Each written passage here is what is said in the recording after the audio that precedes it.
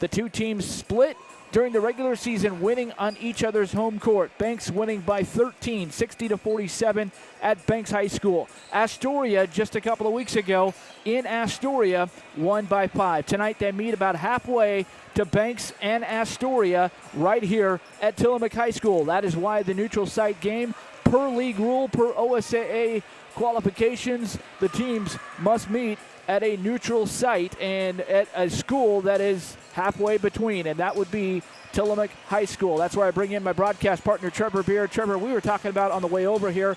So Banks won by 13 at Banks. Astoria won by 5. A difference of +8 for the Lady Braves, we think, today.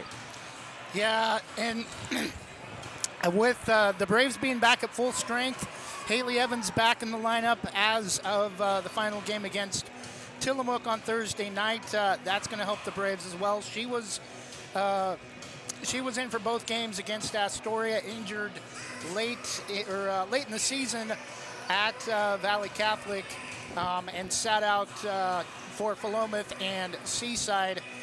Philomath, we didn't really expect they would win. Seaside was a blowout like we expected, so gave her a good opportunity to rest, and I think we're in for an exciting couple of games today for high school basketball action in the Coapa League tiebreakers. Well, both of these teams are coming off of wins against the two lower half teams in the Coapa League Conference to wrap up the league season. The Banks Lady Braves, one of their most impressive margin of victory this season, just absolutely annihilating the Tillamook Cheesemakers on Thursday night at Banks, 51-15 on senior night, a game that we saw Sydney Mallor bring a huge lift to this Banks team.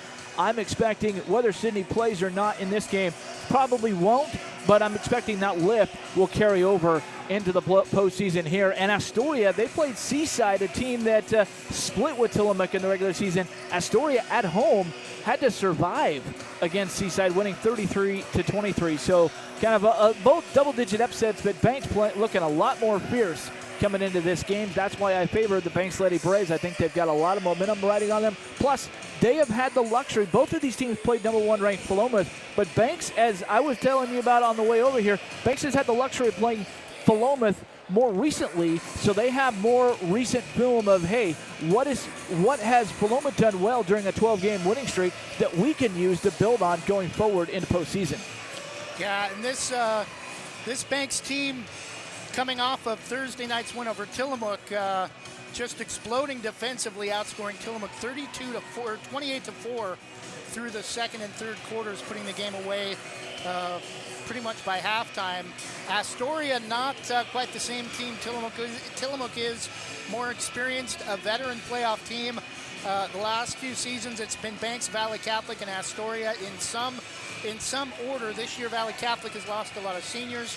They're going to enter the playoffs as the 3 seed with a losing record, I think 9-11 or something like that.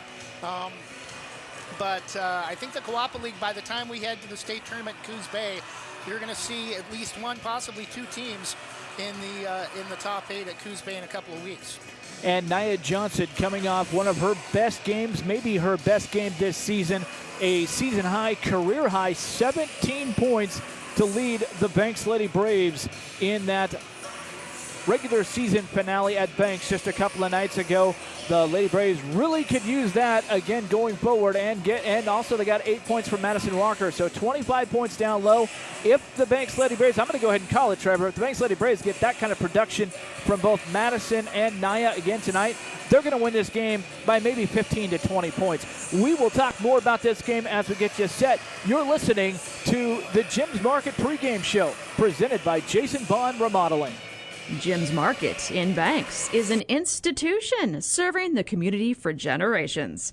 They're actively involved in events and athletics from the youth league to high school level. Let them serve you with their locally grown fresh produce, fresh bakery items, including custom cakes, and quick hot food from their in-store deli. Jim's Market, conveniently located at the south entrance to Banks. Thinking about buying or selling a home? Sarah Hesselman, realtor with Keller Williams Realty, will help you with your real estate needs. Call 503-313-0748.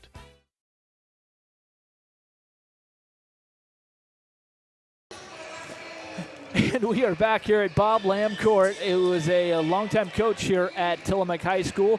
It's a neutral site. We're not playing Tillamook. That was Thursday night. It's just a neutral site, Trevor. Why don't you talk about that as we basically it's the most halfway point in the conference for both between Banks and Astoria. Yeah, Co-op League consisting of just 6 teams, Banks, Valley Catholic, Seaside, Tillamook, and Astoria. And when it comes down to the final 2 weeks of the season, normally you have one team undefeated and one team with 1 loss. So this is my 7th year, and almost every year that I've been here, there's been some kind of tiebreaker for at least boys or girls or even both. This is the second straight time this facility has been used for a tiebreaker situation. It was the same 4 teams, Banks and Astoria for girls, Banks and Seaside for boys, as the lights come down here, and I send it back over to play-by-play voice for girls athletics, Jonathan Lee. And the spotlight is on center court over the red tee with cheesemakers across there as we are at the home of Tillamook High School, getting set for the starting lineups here of this Class 4A Co-op League girls seed game. Later tonight at about 4:45 or so, we'll have the boys seed game featuring the Seaside Seagulls against the Banks Braves. Astoria team in this matchup, and they're on for both teams. Astoria wearing their road purple jerseys and shorts with white lettering, Astoria across the chest, and gold trim, as Astoria is purple and gold. Think the Washington Huskies colors kind of look like that. And also getting the start for Astoria, number 25. She's a junior, 5'9" or 5'8", Kaylee Peterson. We pretty much know the starting lineup for the Banks Lady Braves, but you never know with Coach Brandon Begley. He has known to throw some rabbits out of his hat, but starting at guard is the usual. Number 2, Maggie Streblo. She's a 5'9" senior, and she has just been a stalwart on the defensive side and can knock down the 3. And when she gets hot, watch out. She can be deadly. Alex Saunders also getting the start, the 5'9" junior at the other guard wing, and we talked about her in the pregame show. She's a 5'10" senior, number 15, Nia Johnson, starting at one post. Madison Walker will be opposite Nia, a dominant force down low for this Banks Braves team, Trevor. And Haley Evans also starting at guard. We're going to take a 60-second break for our national anthem. Back after this. Rankings are important numbers in determining Oregon high school playoffs. So are rankings when choosing a lender to help you with purchasing or refinancing your home. Our local community home loan expert, Christy Van Meter at Caliber Home Loans, is ready to help you. Call Christy today for all of your home loan needs at 503-327-5302 or caliberhomeloans.com/kvanmeter. Christy Van Meter, NMLS number 1700271, state licensed in Oregon, an equal housing lender. All products are subject to credit and property approval.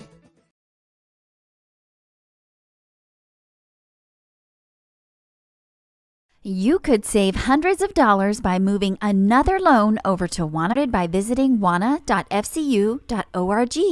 Terms and conditions apply. Federally insured by the NCUA.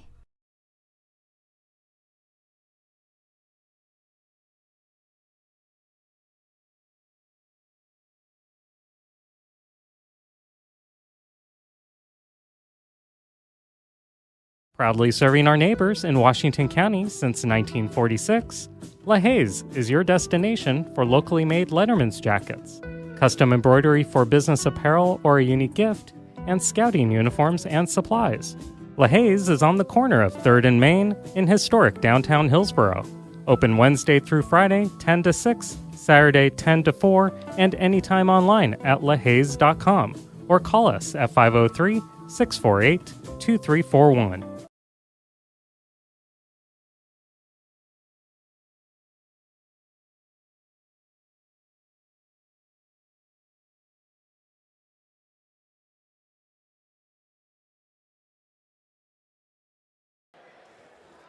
We welcome you back to Tillamook High School Bob Lamb Court. I'm Jonathan Lee alongside Trevor Beard. We are courtside high above the scorers table. Got a nice bird's eye view, Trevor. Great looking facility here at Tillamook High School and a great place to call a game. One of the best this season, I think.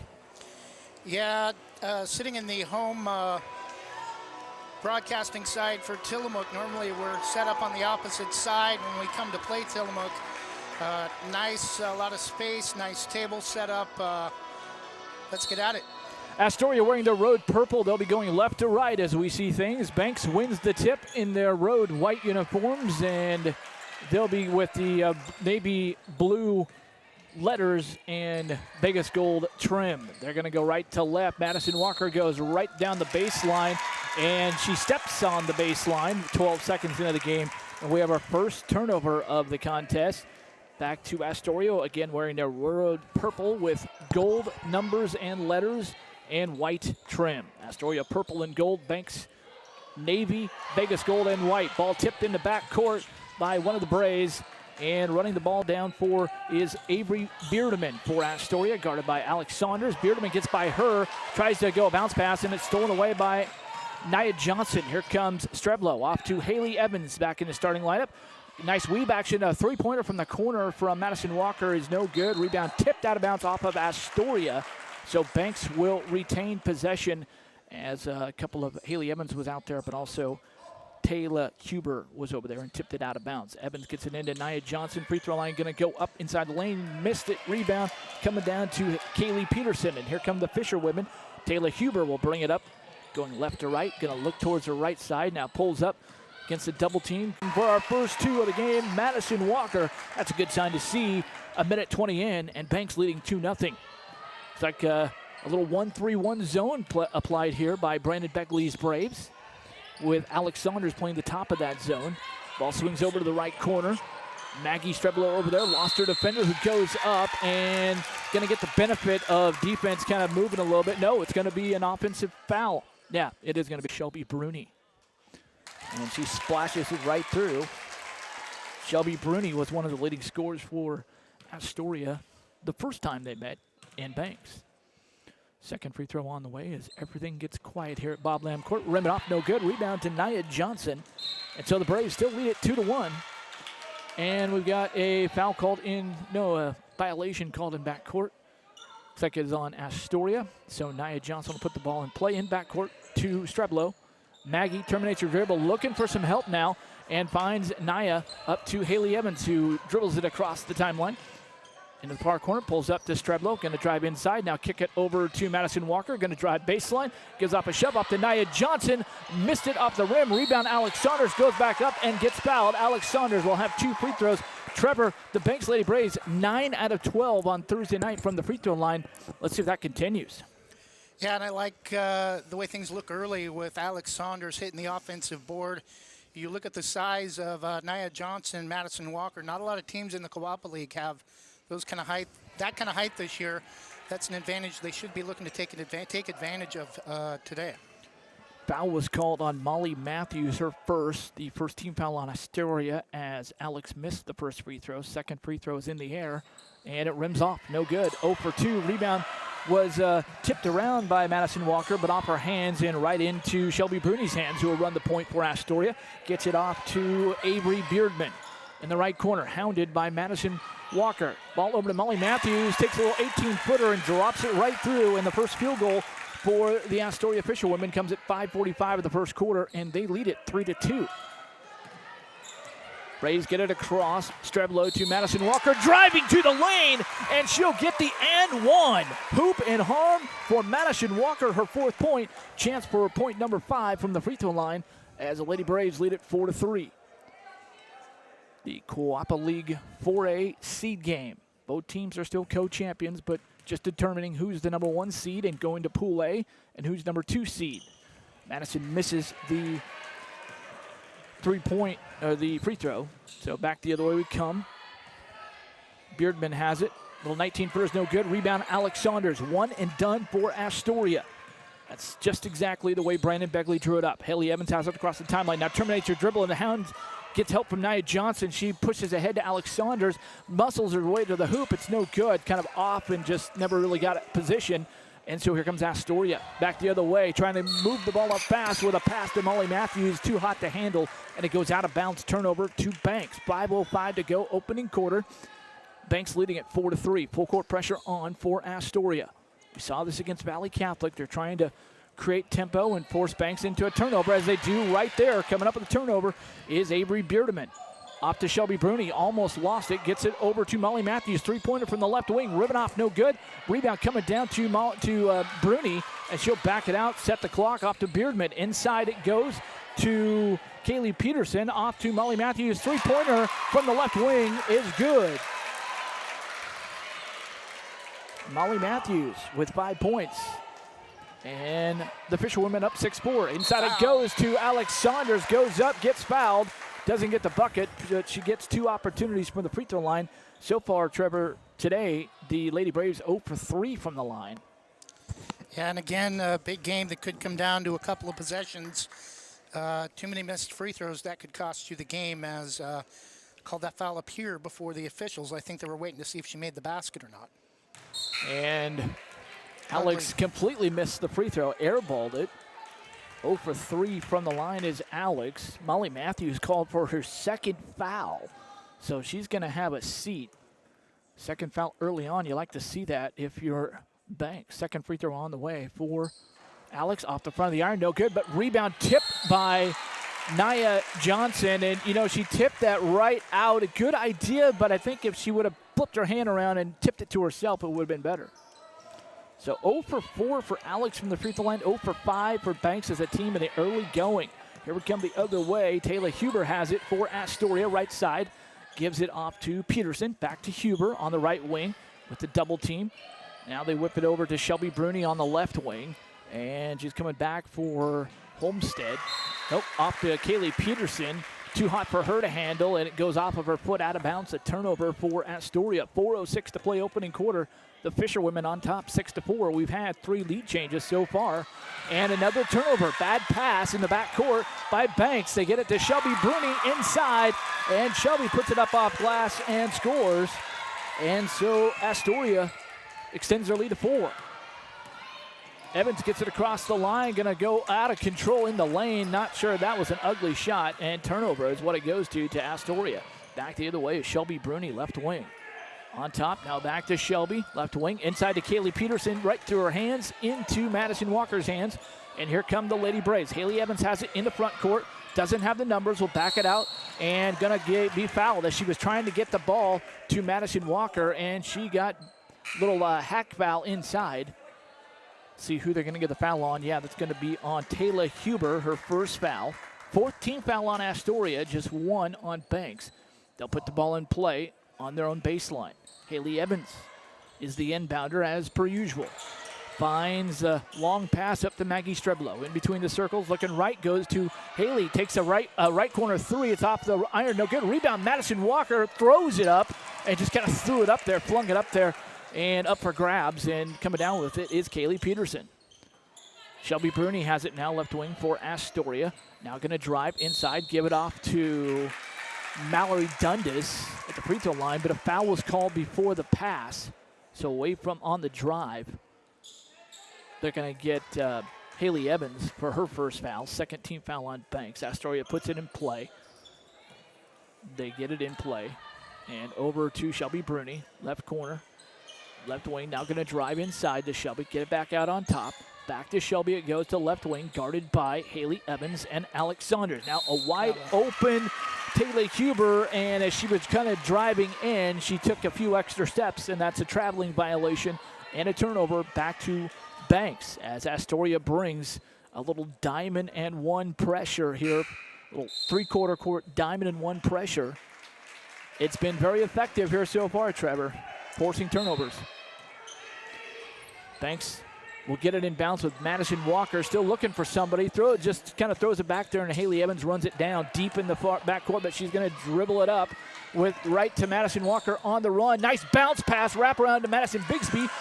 Loose ball coming up to Alex Saunders, goes up off glass and score it. Big hoop by Alex Saunders, her first 2, and it trimmed cuts the lead to 2 with 2:37 and counting to go opening quarter at 8-6. Back the other way. Taylor Huber has it up top for, beg your pardon, that's Homestead. Now it's to Bruni, back to Huber. Taylor Huber guarded by Saunders. Now terminates her dribble over to Shelby Bruni, left wing, guarded by Evans. Back to Huber. Inside it goes to Dundas. Ball poked away by Alex Saunders and out of bounds. Great hustle by Alex Saunders at the top of that 1-3-1 Banks zone. Yeah, Madison Bigsby in the game for Nia Johnson. Braves seem to have a whole lot more energy when she's in the game, especially defensively. Great point right there. And so Astoria gets it back in. It's in the corner now to Bruni. Back on top it goes to Homestead, and she's hounded by Haley Evans. Haley put her hand in there. They're going to get Haley with the reach. I believe that's second foul here early on for Haley, so we'll see what Brandon Begley wants to do. Yeah, that is the second personal foul on Haley Evans. Looks like he's gonna get Maggie Streblow back into the game. Haley's gonna have a seat probably through about midway through the second quarter or so. Don't want to get that third foul early on. Definitely. Dundas tries to get it in, throws it right to Alex Saunders the other way, and as she was trying to put the ball in the deck, she got fouled by Taylor Huber, but the officials are going to call it traveling. You don't agree, Trevor? No, she got grabbed trying to force a jump ball, and she may have took steps fighting to get the ball back, but...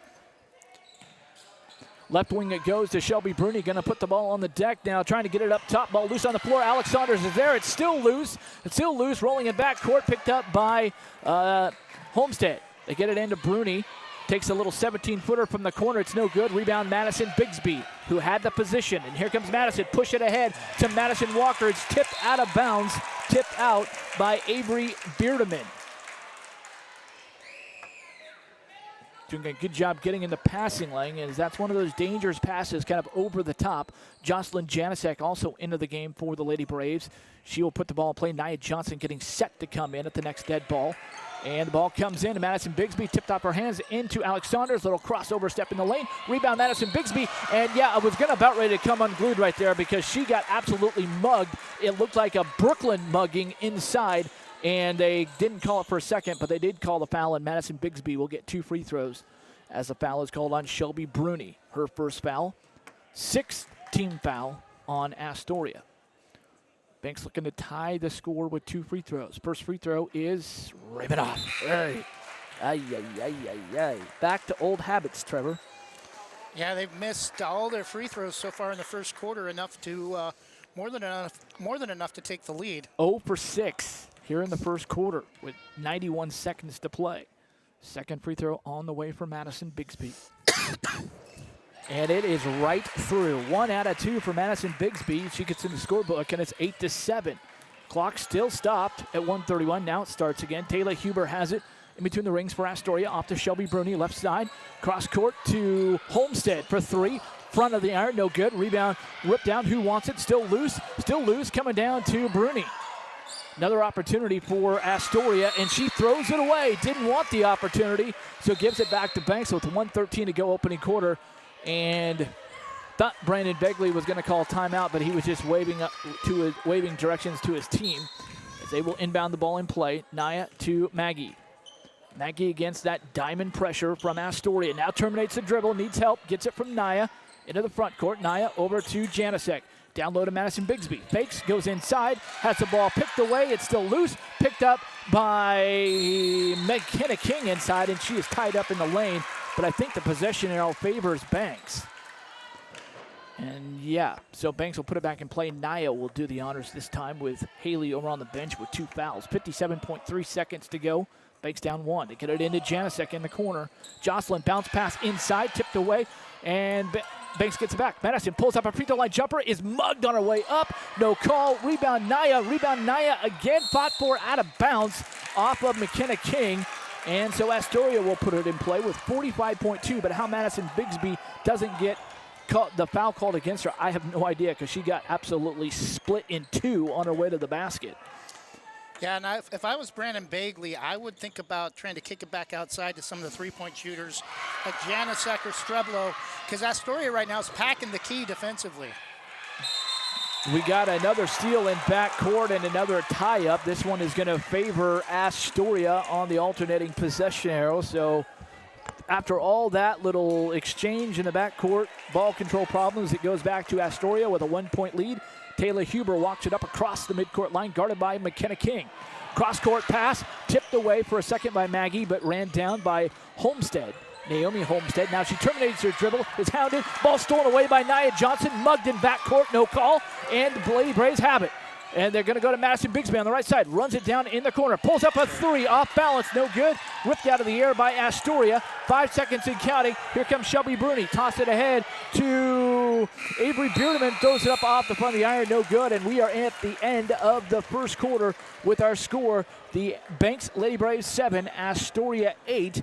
And we're going to send it your way. We'll be back after this. You're listening to a Co-op League seed game presented by Jason Bond Remodeling. At American Family Insurance, protecting farms is at the heart of what we do. After all, it's where we got our start more than 90 years ago. We understand it's more than a farm, it's your life. And that's why we offer customizable policies that protect what you've worked for. Let's build the policy your farm deserves. Call American Family Agent Terry Powell in Gaston, 503-521-8842. American Family Mutual Insurance Company, SI. And Brandon Begley he was a cheerleader down the sidelines. He was calling for that one. Substitution for the Lady Braves. Madison Walker into the game. Maggie Streblo, Leonie Crowell has it right now in backcourt against that diamond pressure, three-quarter court pressure for Astoria.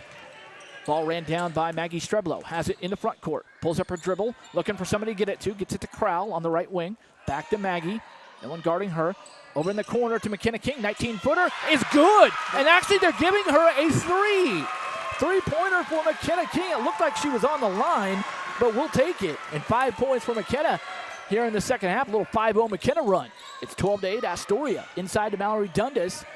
Defense quickly closes in on her. Gets it off to Shelby Bruni. Walks around Madison Walker and scoops it to the glass. You got to put more pressure on players like Shelby Bruni. She's just too good to just stand there. They go the other way. Madison Walker gingerly gets it across the line, trying to go to McKenna King. And Brandon Begley saw the double team pressure and called a timeout. We'll see if that's going to be a 30-second or a full timeout. Actually, it's Astoria who called the timeout. It's a 30-second timeout. We'll break away after this. We'll be back after this from Andy McNabb, Allstate. Andy McNabb Allstate in North Plains is yours. 20 years of Allstate experience providing auto, home, renters, life, and other insurance products. Get a quote and receive a $10 gift card. Andy McNabb Allstate. Call 503-433-5030. That's 503-433-5030.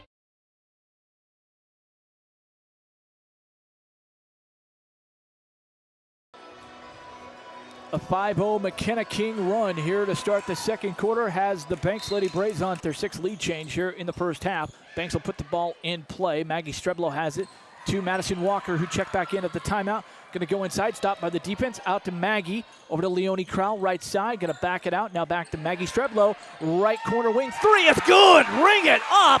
Maggie Streblo, the 5'9 senior with a huge three. And it's now an 8-0 run for the Lady Braves to push the lead back to 5. Ball cross court. Maggie Streblo put her arm straight up and tried to get the steal, and she might have leaned in with her body. They're calling her with a foul. I think maybe she leaned in, but her hands were straight up in the air, so she definitely didn't hack. I think she bumped with the body. Her first foul. Team down pass stolen away by Alex Saunders. Was a little bump, no call. Alex trying to go inside and carried the ball. Right call. Good call there. She lost control in the lane, trying to gain it control, and ended up moving her hand over the ball to carry the basketball. So that's a turnover for Banks. Under 6 minutes to go in the half. Banks leading it 5-10 on an 8-0 run to start the quarter. Shelby Bruni has it. Now over to Homestead. Back to Bruni. Three-pointer left wing, and it is short. Misses everything. Rebound to Madison Bigsby, and then lost it out of bounds. But a break for the Lady Braves. Trevor, that looked like it was off Madison. Yeah, it looked like it was either going to be off Banks or a jump ball, but Banks will take it, and they have it. Trying to get around that diamond-and-one full-court pressure defense that Astoria hasn't played all game long. They do with Maggie Streblo to a wide-open Madison Walker. Now pulls up, little scoop shot in the lane. I think that was supposed to be a pass, one of those plays, but regardless, it goes off the backboard, and A foul now is going to be called on Madison Walker trying to get the ball back on Molly Matthews. I think they called that on her, or they gave it to Maggie. Yeah, it's Madison Walker, her first foul. Kind of threw her arms out there, just trying to get the ball back. Regardless, 5:27 to go here in the opening half. Banks still on an 8 up on 3 minutes in the quarter, has not scored. After leading 8-7, ball stolen away for a second by Alex Saunders. Astoria gets it back. Now the cross-court pass is loose. Alex Saunders had her hand on the ball again, Maggie, and she had the ball in her hand, a little indecision, didn't know where she was going, and took a little extra step and a traveling violation again for Astoria. That's about the third or fourth one on them, and another turnover to Banks. Madison Walker gets it inbound to Maggie Streblow. That's the person you want to have your hands on the ball, if not Haley Evans, Maggie Streblow. Now she terminates her dribble, tries to bounce it to Madison Walker, loses it, gets it back, inside to Alex Saunders. Nice bounce pass to Leonie Crow, or Tyler Rose, beg your pardon, who throws it off glass, and the run continues. It's now a 10-0 run for Banks, and they lead it by 7, 17-10. Shelby Bruni has it left wing. Cross court, stolen away by Jocelyn Janicek. Right there in the passing lane again. Ahead to Alex Saunders, too hot for her to handle. That's not on Alex. That was just a bad pass by Jocelyn. Not many times did Jocelyn make a bad pass, but that was just rushed. And a timeout on the court called by Mike Jacobson, the coach for Astoria. He is mystified, mortified, and mollified. He needs to talk about it. Banks on a 10-0 run, up 17-10. Back after this from the Banks Post. Banks Post newspaper is the official news provider of West Side's greatest hits. Listen hourly for West Side news from the Banks Post newsroom. Banks Post newspaper covers Banks, Manning, Buxton, Roy, and surrounding western Washington County communities. If you'd like more information on the Banks Post or want to pick up a copy, visit a local business today. You can also visit their website at bankspost.com or their Facebook page, Banks Post.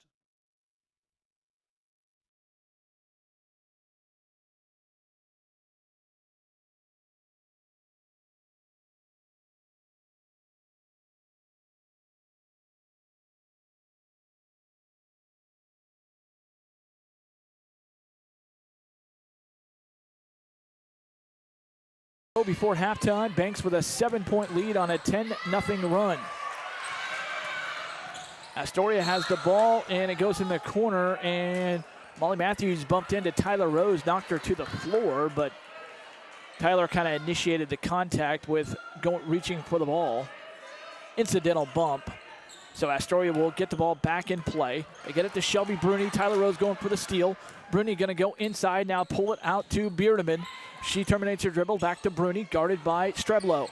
Bruni going to go baseline, and she is denied that entry by Madison Walker. And Madison Walker goes to the floor. They're going to call Madison. I think she got over there a little bit too late. Or actually, Maggie Streblow got her from behind. Yeah, on the drive. Madison was clean, but Maggie Streblow reached around, got her from behind. So 2 free throws coming up here for Shelby Bruni. First free throw on the way. And it's off. Actually, it was a 1-and-1 rebound by Madison Walker.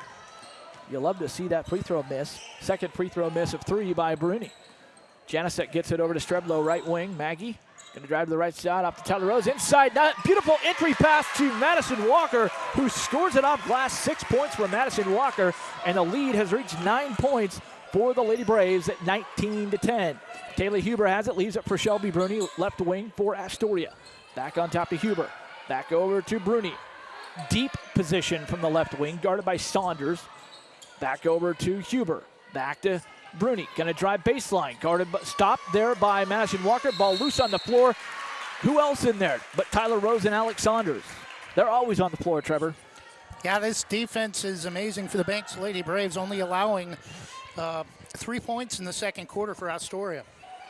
Astoria with the ball, three-pointer on the way is good by Avery Beardeman. That's her first points, and that ends a 12-0 run, or a 12-2 run by Banks. It's 19-13. Banks does get it across. Walker finds Tyler Rose inside, but she tried to establish position down low on the low block, and as she did, she shuffled her feet. She forgot where she was, and yep, that's a traveling. Good call. 3:05 to go before the half. Braves lead it by 6. really need a stop right here. Don't want to give Astoria any momentum headed to the locker room. Shelby Bruni has it deep on the left wing, guarded by Alex Saunders. Good position. Now on top to Huber, guarded by Rose. Over in the corner it goes. And ball poked away by Madison Walker. They try to get inside. Now back on top to Beardeman, hounded by Tyler Rose. Janicek is matching up with Molly Matthews, and the ball goes inside. And we get a foul coming over the back is what they're calling. Is we get a foul on, looks like McKenna King. No. Or no, Madison. 1-4. It's Madison Walker inside. That's her second foul late in the second quarter. I think Brandon's thinking about it right now. Do I leave her out there or do I take her out? Not wanting to get that third foul before halftime. But the first free throw by Mallory Dundas is no good. Second free throw on the way. Off the back of the iron again, and good inside position by Madison. She had the inside position, but coming over is Astoria to knock it out, and they're going to give the ball to Astoria. I guess turnabout's fair play. Banks had something down there when it was off of them, and it went to Banks. So Molly Matthews will put it in play for Astoria. It all evens out in the long run. Matthews looking for somebody to get it into. Barely gets it into Bruni. Her pass is off to Dundas. Left elbow jumper is off back of the iron. No good. Rebound tipped by Madison Walker and tipped it to herself. And here come the Lady Braves. Get that stop as Maggie Sherbelo tries to step through the defense. And a blocking foul is going to be called against Astoria. That is their 7th team foul. And the 3rd personal foul on Shelby Bruni. So she's going to come out. That's huge. Huge, Trevor. Yeah, final 2.5 minutes. Got to take advantage of her being out and try to push the tempo a little bit and get some layups with the guards. Leonie Crowell and Madison Bigsby back on the floor for Banks. Maggie Streblo at the free throw line, a 1-and-1. First free throw on the way. It is perfect. She will earn the bonus. Maggie has 4 points here in the first half. Pushes the lead to 7 for Banks at 20-13. Second free throw on the way. No good. Off the front of the iron. But Maggie doing a great job to follow her shot and get the loose ball, and tying her up is Beardeman. But the possession arrow favors Banks. So Banks with a chance to add to it here with 2:24 to go before halftime. Maggie Streblo will inbound underneath her own basket. Looking for somebody to get it into. Who's it going to be? It's going to be Leonie Crowell. Back to Streblo. Left corner 3. Looks good. It is. Splash. Ring it up. Maggie Streblo. In play goes. 7 points now. Braves by 10. 23-13. Coming back the other way. Beardman in the corner to Molly Matthews. Top the iron. No good. Rebound. Madison Bigsby. And here comes Banks. Madison bumped on her way up. Bumped by Naomi Holdstedt. That's the 9th team foul on Astoria. And the first foul on Naomi. Back to the free throw line goes the Lady Braves. Madison Bigsby. Madison actually made the first free throw for the Lady Braves tonight. 1 out of 2 from the line, looking for another point. 1-and-1 opportunity here. Eyes the hoop. It is right through. Madison Bigsby has dropped 2 straight free throws. You talked about it, Trevor. She's provided energy. She's provided a spark. And really, the last 3 games for Banks. Madison eyes the hoop, takes a couple of dribbles. Looking at it. Deep knee bends. Second free throw on the way. Splash. 3 straight free throws for Madison Bigsby. That's money in the Wanna Credit Union Bank. And Banks up by a dozen now at 25-13. Astoria has it back the other way. Taylor Huber off to Matthews. In the corner it goes. Now ball stolen away, ripped away. Madison Walker controls to Streblo. Here we go, back the other way. Maggie gonna go right side, driving all the way. Ball flipped in the air, gets it back, needs help. And Maggie tried to bounce it off an Astoria player. That was Homestead. But then a foul was called on Taylor Huber.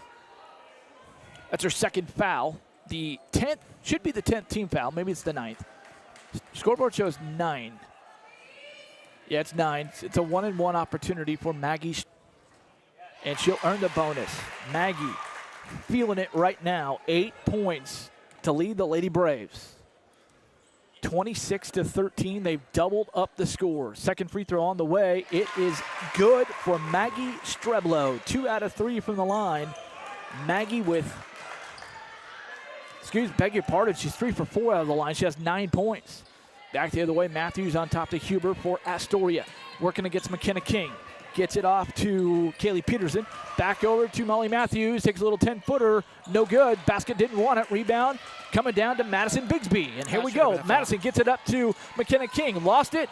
Traveled, but got away with it. Up to Madison Bigsby in the lane. Pulls up in the lane. Rim it off. No good. Rebound loose. Taylor Huber controls. 1:15 to go. Back comes Astoria. Huber has it into the front court for the Fisher women. Off to Molly Matthews. Between the circles. Back to Huber. Hounded by Leonie Crowell. Back over to Homestead. Inside the ball goes to Mallory Dundas. Wanted a free throw line jumper. Traveled. Didn't get it. And ball ripped away. Tipped out of bounds by Matthews to Taylor Huber. Traveled her foot. Yeah, she dragged her pivot foot, and Brandon Begley is stoked. He was excited with that call as he did a little fist bump, Trevor. Yeah, the Braves are on a 19-6 run. Astoria had an 8-7 lead after the first quarter. Actually, 19-5 in the second quarter. Pretty much all with Madison Bigsby, who's now come out. But great job by the Braves defense in the second quarter. Yeah, 20-5 in the second quarter so far for the Banks Lady Braves. Really taking control. We saw that against Tillamook right here in the second quarter a week and a half ago. Leonie Crowell has backed away, lost it, runs it down, now gets it to Maggie Streblo, who controls, going down low, good find to Alex Saunders, missed it, but rebound to Madison Walker, and it was tipped out of bounds by, I believe that was Molly Matthews, who tipped it out of bounds the last second. So Banks will put it back in play with 40 seconds to go before halftime. Janicek has it in the corner, bounce pass it into Madison Walker, looks one way, goes the other, and went the right way because she dropped it right in for her 8-point. And Banks has pushed the lead to 16 with 30 seconds to go here in the first half. Inside it goes to Mallory Dundas. Free throw line jumper, rim it off, no good. Basket didn't want it. Madison Walker does. Rips it away for the rebound, one and done again. Ahead it goes to Leonie Crowell on the right wing. Pulls up, back out to Maggie. Inside to Madison Walker. Puts the ball on the floor. Hate that. But she lost it. And that is why I always say, you're a post, don't bring the ball down on the floor because something like that's going to happen and you're going to get tied up and you're going to lose the ball. If you're that wide open, the center of the key, just go up with it as soon as you catch it. Don't try to bring the ball down and try to make a move. It just allows the defense to collapse. Back the other way comes Astoria. Matthews, bounce pass it over to Huber. Inside to, it goes now back outside to Matthews. Rebound fought for by Kaylee Peterson. And that does it because that ends the half. Kind of a lackluster way to end it, but the Banks Lady Braves put up 22 points in the second quarter, outscoring Astoria 22-5 and really taking control of this game. 6 lead changes before that point, before a 10-2 run. And the Banks Lady Braves lead it here at halftime, 29-13, a 16-point lead. And we're going to take a break. We'll be back after this from Amy Downs at Diamond Residential Mortgage. Have you ever wanted to explore the option of purchasing a home or refinancing your current home to lower your interest rate or get cash back for debt consolidation? I'm Amy Downs, a Senior Loan Officer with Diamond Residential Mortgage Corporation, and I pride myself on working with complete transparency, honesty, and integrity throughout the loan process and beyond. Call me at 360-513-6808 today. NMLS 1583279. Licensed loan originator in Oregon, Washington, Tennessee, Texas, and Arizona. Diamond Residential Mortgage Corporation is an equal housing opportunity lender. NMLS number 186805. Licensed by the Oregon Division of Financial Regulation under the Oregon Mortgage Lending License number ML-5206. All rates, fees, and loan terms are subject to formal loan applications, credit risk appraisal evaluation, and other lending criteria. Programs, rates, terms, and conditions are subject to change without notice.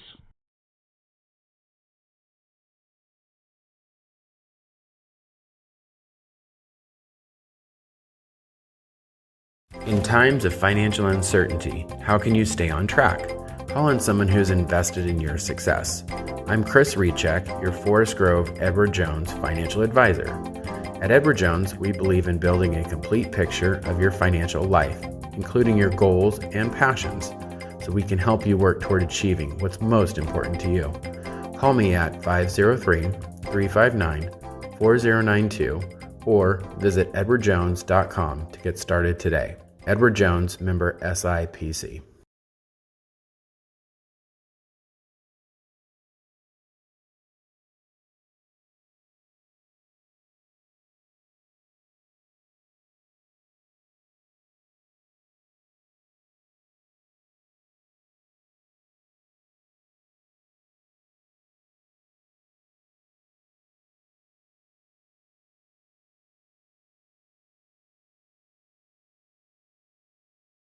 Visit Main Street Pizza in Banks, located next to Jim's Market, for the best pizza in Washington County. From loaded hot baked subs to a Main Street special pizza piled high, we will satisfy your pizza cravings. We've been serving and supporting the Banks community since 1986. Open daily at 11 a.m. Call ahead now to place your order at 503-324-5858 or follow us on Facebook to see our daily lunch specials. Mention this radio ad and receive $2 off any Main Street Pizza.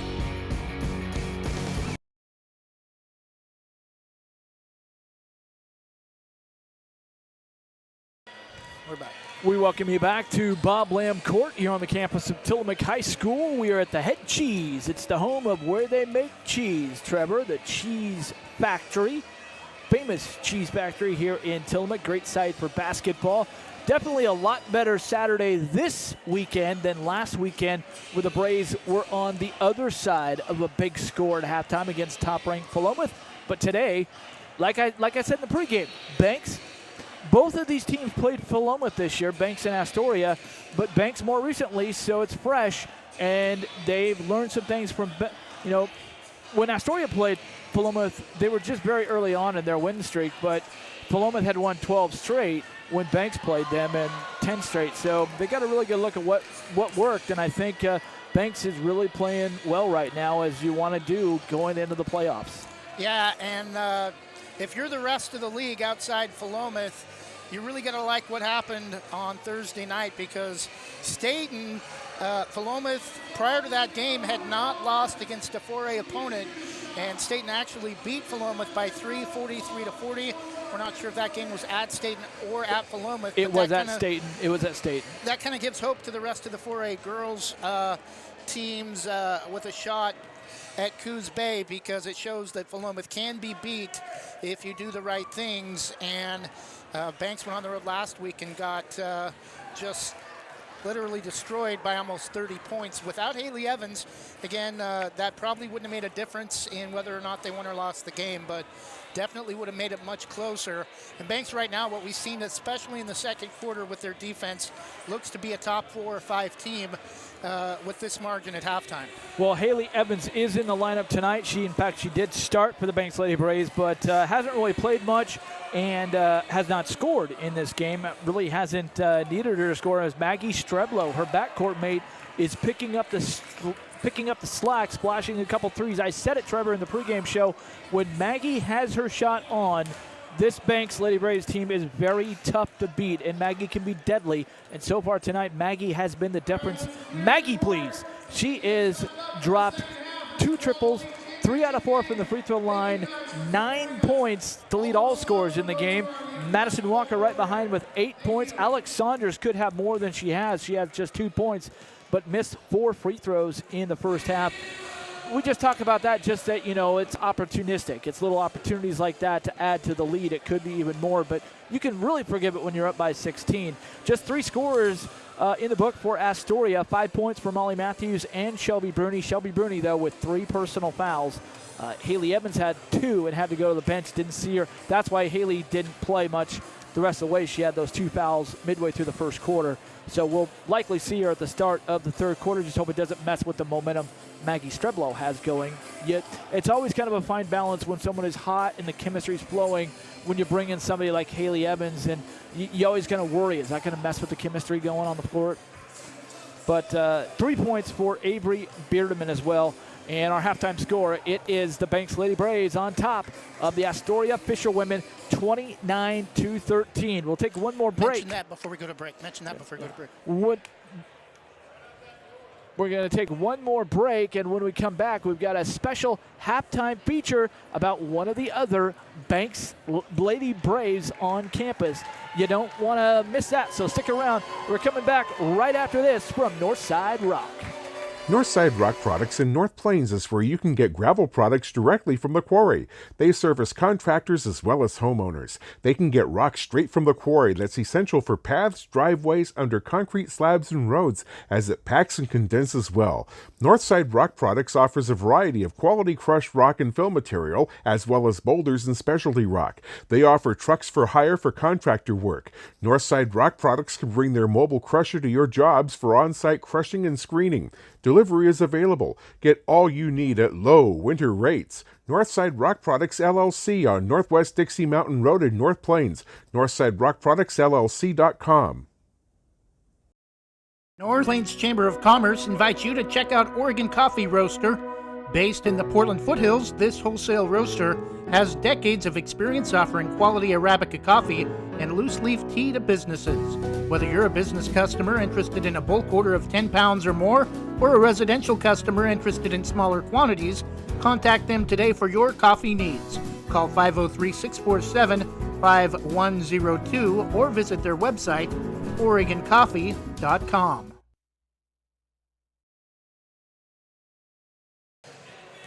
We welcome you back to Tillamook High School. We're at halftime where the Banks Lady Braves lead the Astoria Fisherwomen 29-13. Well, teams from around the state continue to prepare for the OSAA Dance and Drill Championships. Among them, the Banks Lady Braves, who secured the top spot in the 4A division for his performance of How It Ends at a recent competition in Tigard. Banks captain Janavi Bartlett was quoted by OSAA Today as saying, "After all this hard work and months of team growth, I'm glad to know that it's seen and appreciated." The Lady Braves earned a score of 13.12 as the top 4A scorer. Astoria was close behind at 13.06, followed by Woodburn. Another Banks captain, Samantha Lockamy, was quoted as saying, "Our team has worked so hard this season, and it felt very rewarding. Girls Wrestling Championships, and then several boys going to be competing in the 4A Wrestling Championships at Cascade High School in Turner. That's next Saturday, a week from today." So a lot of the winning culture at Banks High School continues, doesn't it? Yeah, next year it's going to be even more dominating as they drop down to 3A to the new Coastal Range. Actually, I don't think it's a new league.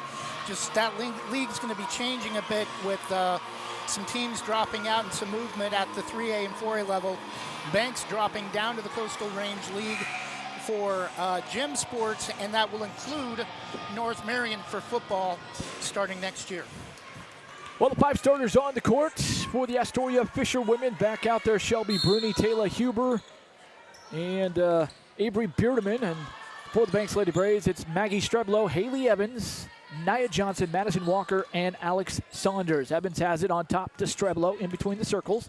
As Banks goes left to right now. Both teams switch baskets. Inside it goes to Madison Walker. Takes a little bounce. Oh, man, she couldn't miss the shot, but Nia Johnson gives them another rebound. Three-pointer on the way for Maggie Streblow. Back iron and out. Rebound to Madison Walker. Controls it off glass and in. Madison Walker with double figures now, 10 points. And the lead is up to 18 for Banks at 31-13. They reversed it like they did against Tillamook on Thursday night. Taylor Huber has it back the other way for Astoria.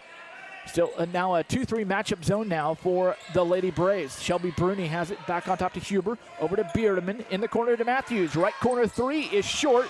Rebound, long rebound coming down to Madison Walker.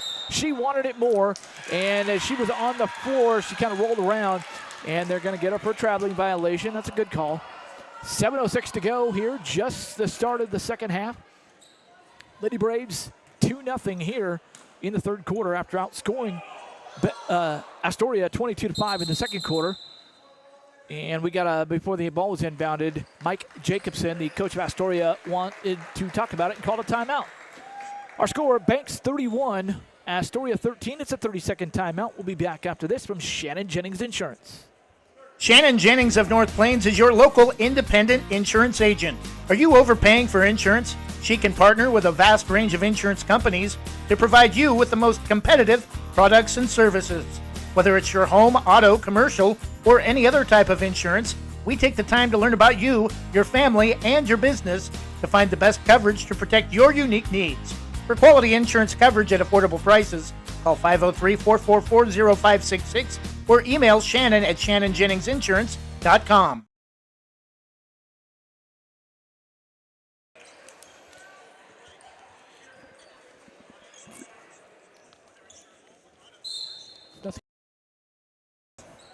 Matthews on the left wing, over to Bruni in the corner.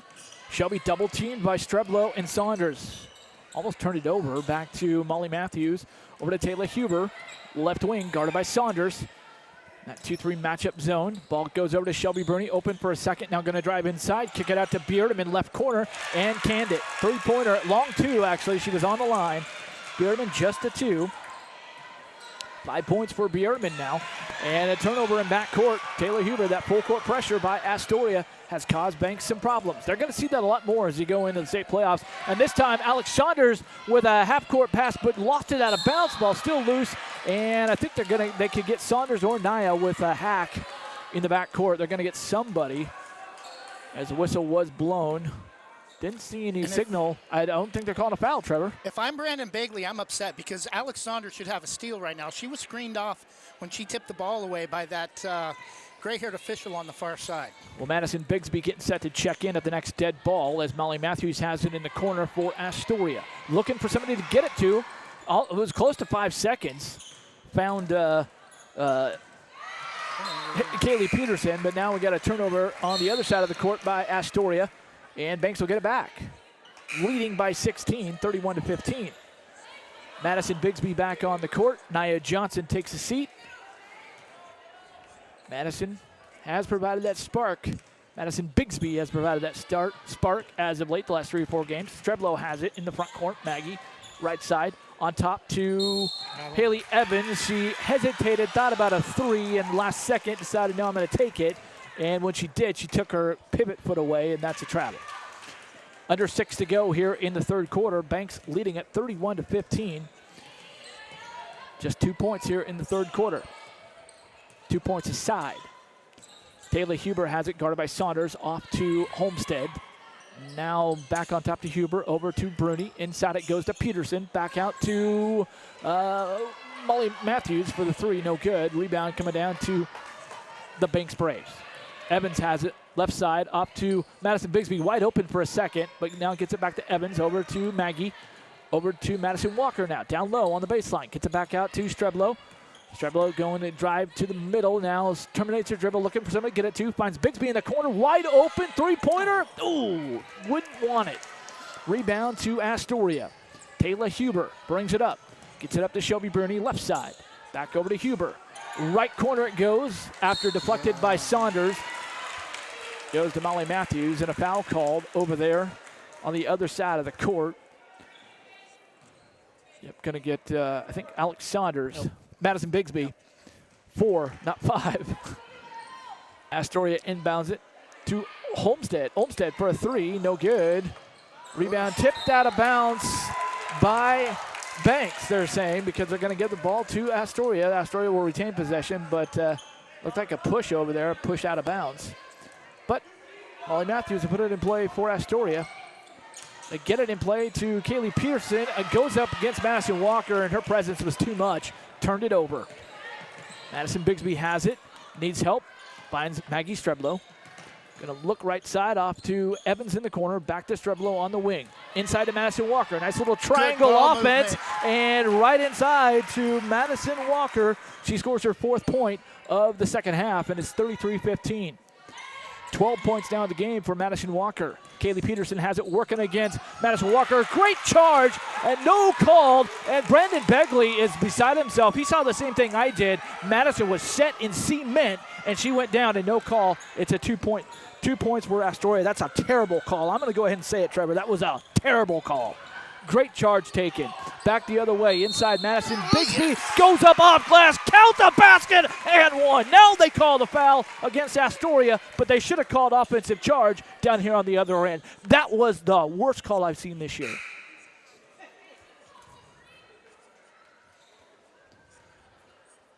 I am right there with Brandon Begley on that one. Trevor, I think you know how much I value offensive charges taken. And you can't take a better offensive charge than Madison Walker set down here. Madison Bigsby missed the free throw, but we got another foul inside on the rebound. Madison Walker battling inside. And the foul goes against Astoria. Didn't see who the foul was on. Madison Bigsby missed just her 2nd free throw of the night. But Madison Walker to the line. Trying to add to the lead. Off the front of the iron, no good. It was on the shot apparently, 2 shots. Madison 0 for 2 now from the free throw line. She'll get 1 more with the Lady Braves leading by 18 with 4:07 to go here in the third quarter. spins the ball one time, bounces in the air, off the front of the iron, no good. Rebound loose on the floor. Ball loose on the floor, rather, and it's controlled by Astoria. Taylor Huber down in the corner to Molly Mitchell. Shuffled her feet on the shot, and that didn't go unnoticed. That's a turnover. So under 4 to go here in the third quarter. Banks still leading 35-17. Astoria has scored 4 points here in the third quarter. The Lady Braves have scored 6. Pretty even here in the third quarter, but pretty low scoring. But the Lady Braves lead by 8. Haley Evans bringing it up. Now cross court to Jocelyn Janicek. Still in back court, though. They get it across now. Ooh, Haley jumped with the ball. Might have gotten away with a travel. Over to Madison Bigsby trying to go on top to Jocelyn Janicek. That's going to go in back court. Or out of bounds, actually. So no over and back, just out of bounds. Turnover to the Lady Braves. And Astoria. Taylor Huber has it for Astoria up top. Guarded by McKenna King, who's in. Over in the corner to Molly Matthews. Matthews gets it back out high to Homestead. Huber. Matthews thought about the three, goes inside, little 18-footer, front of the iron, back of the iron, no good. Rebound tipped around, won by Kaylee Peterson. Bounce pass to Molly Matthews in the lane on the low block, no good. Rebound Nia Johnson, and tying her up is Molly Matthews. And it's going to be jump ball. Possession now favors Astoria. So they will keep possession. Great hustle by Kaylee Peterson and Molly Matthews for Astoria to keep that alive. But they are down 18 with 3:12 to go in the third quarter. 35-17 Banks. Almost said Baylor.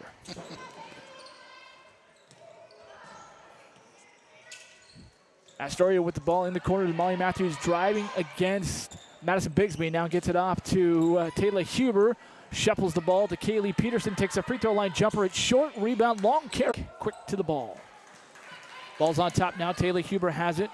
Holds the ball up high to Kaylee Peterson. Left elbow jumper. Rim it off. No good. Long rebound coming down to Haley Evans. And Peterson tried to tie her up, but Haley did a great job of securing the ball. And now we got a foul in the front court. It's going to go against Astoria. Taylor Huber with the body bump. Blocking foul. Third team foul called against third team foul against Astoria. Streblo to Janicek, left wing. Jocelyn puts the ball on the floor, now terminates over to McKenna King in the corner. Going to drive baseline, going to go all the way, and she was rejected, but foul called on the floor on the drive. Great block by Molly Matthews, but got her with the body. So with 2:31 to go, Banks going to put the ball back in play. Jocelyn Janicek will do the honors. After we have a substitution, Taylor Huber back into the game, replacing Molly Matthews for Astoria. Jocelyn, get a bounce pass in, trying to go inside to Nia Johnson. Lost it, gets it back, and a foul called as Nia was trying to get around the screen. And Banks will put the ball back in play underneath their own basket. Taylor Huber called for the foul. We believe that to be her fourth foul, but they have stopped putting the player fouls on the scoreboard for some reason. I thought she had fouled out. Nia Johnson has it inside the free throw line jumper, lost the ball to Kaylee Peterson. Banks tried to get it back, but Astoria controls. Over to Bierdeman, goes inside, little 12-footer is no good. Rebound tipped by Nia Johnson and tipped out of bounds. Kaylee Peterson was right behind her, but a great job to get in there amongst the trees for Nia.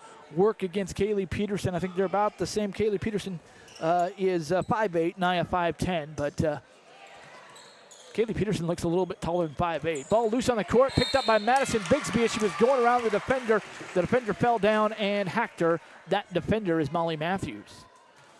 And so Banks will put the ball in play. That's a 6-team foul on Astoria. Just 2 team fouls for Banks. Madison Walker coming back into the game, replacing Nia Johnson. That's an interesting sub. Nia working hard in there. 2:10 and counting to go. Leonie Crowell has it on the left side over to Maggie Streblo. Now in the corner to Madison Bigsby. Trying to go on top for Crowell. Over to Streblo. Cross-court pass to Alex Saunders. Saunders over to Leonie Crowell. Now cross-court pass to Madison Bigsby. Takes a right wing three, rimming off. It looked good, but it just rolled around the rim. And on the rebound, there's a foul called on You put 1-5 up there, but that's Nia Johnson. She's not on the court. I guess it's going to go Madison Walker, 14. It'd have to be because 1-5 is Nia, and she's not on the court. Third foul against Banks. Astoria has it the other way. Beardeman has it on the wing. Cross court. Oh, that pass was hot. Ran down by Mercedes Walter, who's checked in the game. Three-pointer by Kaylee Peterson. Rim it up. That ends a scoring drought of a long one for either side, but the lead is 15, 35-20. Banks still up. Crowell has it, right wing three. That's going to be off and short. Rebound coming down to Peterson. One and done for Banks with 1:19 and counting to go in the third quarter. Kaylee Peterson bring it up. She's the post. You definitely don't want her doing that. Homestead has it on the right wing. Down low to Kaylee Peterson, and that's why you don't want her controlling the ball. She stepped on the end line, forgot where she was, and that's a turnover that'll frustrate a coach all night. Nightmares. Turnover to Banks. Up by 15, Haley Evans shovels it off to Streblow, back to Haley in the front court. Over to Leonie Crowell, hopped and no call. Took a little bunny hop. Now over to Maggie Streblow inside, and it's Maggie Streblow. They're going to get her with a traveling. I thought that Leonie actually traveled more than Maggie did, but I think that's a makeup call. That's a classic what we would say in the business as a makeup call. Back the other way we go. Mercedes Walter has it for Astoria. Leaves for Homestead. Back to Walter on the left wing, guarded by Streblow. On top to Homestead, in the corner to Kaylee Peterson. She's got a hot hand. Yeah, there she is. Drains the triple. Back-to-back triples now for Kaylee Peterson. Has 8 points, and all of a sudden the lead down to a dozen. Time to tighten down the screws for the Lady Braves and get that momentum back. It's Astoria finding their rhythm. Evans has it left wing, holds the ball high. Over to Maggie Streblow. Down low for Alex Saunders. Too high and too much mustard for her to handle. Turnover to Astoria. Exactly what you didn't want to happen, Trevor. Mustard in the girls' game, mayo in the boys'. Back the other way we go. Astoria has it off to Mercedes Walter on the left wing. Cross court to Beardeman. A 19-footer is no good. Rebound coming down to McKenna King. No, Maggie Streblow gets it ahead. Trying to go for Alex Saunders, but too short. Tipped away by Astoria. Tipped away by Madison Walker. Throws up a Hail Mary three-quarter court shot at the end of the third quarter, and it's nowhere near it. So 3 quarters in the books. Banks Braves are 8 minutes away from the top seed into the state playoffs and a trip to the Pool A, which means into the first round of the state tournament. Back after this, our score after 3 quarters, Banks 35, Astoria 23. Back after this from Scoggins Creek Coffee. To Haley Evans is Banks up 35-23. Evans looking left, now going to put the ball on the floor. Haley going to drive inside, pulls up, no good. Rebound coming down to the Fisher women. Back the other way is Beardeman. Drives around Streblow, lost her balance off the rim, and rebound by Nia Johnson, and the official calling her for a travel. Nia going to go over and say something to that said official as Brandon Begley not liking the call. He's out there on the court and claps his hands. And that's going to draw a warning from the officials. Mr. Snotty Krabby Pants official out there. Looks like he just woke up out of bed about 30 minutes ago after a long night of drinking at the local pub here in Tillamook. Astoria going to drive inside, kick it out to Mercedes Walter. A three-pointer, no good. Rebound, Haley Evans. Evans, cross-court pass all the way down to, or full-court pass to Alex Saunders. Lost it. Madison Walker controls off to Haley Evans up top. Now it goes to Maggie Streblow. Left wing to Haley for a three. Looks good off the back of the iron and drops down. Poetic justice. Take that, Mr. Official. Three-pointer from Haley Evans. And the lead back to 15, 38-23. Under 7:10 to go in the fourth quarter. Astoria has it back the other way. Beardeman trying to go to Beardeman. Haley Evans steals it, passes ahead to Alex Saunders, and we're going to get a timeout called by Brandon Begley, and Mr. Grumpy Pants official says it's a 30-second timeout. He does. He looks like Grumpy Pants. That's why I said that. He looks kind of just groggly. We'll break away. We'll be back after this from Tenente's Pizza, or Oregon Army National Guard. Specialty Screen Printing in Yamhill offers your business the creativity and expertise to print your logo on a variety of items. Owners Ken and Linda Johnson have 40 years of experience on industrial parts and every type of material, including ceramic tile. Their fast service can have your project done in less than a week. Visit their website, specialtyscreenprinting.com, to see for yourself how they can help you boost your company's marketing and industrial screen printing needs. Call 971-998-9274 or visit their website, specialtyscreenprinting.com. We welcome you back to Bob Lamb Court. Banks with the ball. Streblo in the corner now to Madison Walker. Going to bounce pass across the key to Madison Walker, or to Alex Saunders, who gets it right over to Nia Johnson for 2 off glass. And it's a quick 4-0 run for the Banks Lady Braves as they have the lead back up to 7. Nia Johnson, her first 2 here of the game. Astoria has it. Back to way. Right corner 3 by Kaylee Peterson. That is her spot. She's hit back-to-back triples from that corner now, and the lead down to 14, 40-26.